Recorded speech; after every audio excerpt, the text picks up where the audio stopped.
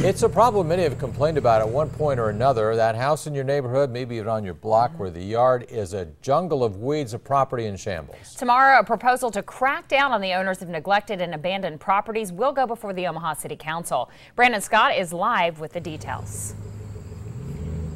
Mallory and John, abandoned properties like these are eyesores. They're also nuisances. I'm going to take a step out of the picture so you can see just how bad this particular property is. I spoke to homeowners on either side of this rundown house, and they told me that a family of raccoons has taken up residence here. And it's not just raccoons that can pose problems. It's snakes, it's rats. And this is why one city leader in particular wants to make sure that property owners clean things up. These windows right here. These windows are all broken out. Omaha City Council President Ben Gray showed us this abandoned house in North Omaha near 31st and Ames. All of the windows are completely shattered, and the yard has turned into a dumping ground. In the back, a mattress. In the front, wrappers and empty liquor bottles.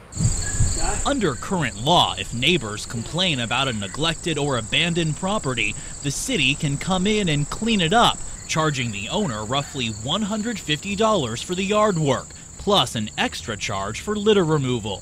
But sometimes owners refuse to pay, leaving taxpayers with the bill. The taxpayer ought not be responsible for taking care of somebody else's property. So Gray wants to stiffen the penalties for people who neglect or abandon their properties, charging $400 every 90 days until they're properly maintained. He also wants to create a registry of owners he calls slumlords and potentially take them to court. We have to be more aggressive with these slumlords and not only fine them appropriately, but prosecute them to the fullest extent of the law. And it's not just homes that are causing problems, but vacant lots like this one, completely abandoned, with weeds so overgrown, it almost looks like a jungle. People driving by would enjoy driving down a street where the lawns are taken care of, and where there is some curb appeal. Eugene McGaw takes pride in his North Omaha property. He wishes the owners of these rundown and deserted houses nearby would do the same. It affects our value. If you ever put a house up for sale along here and people drove around a few blocks and looked, that would take this value of this house down and the other houses around here.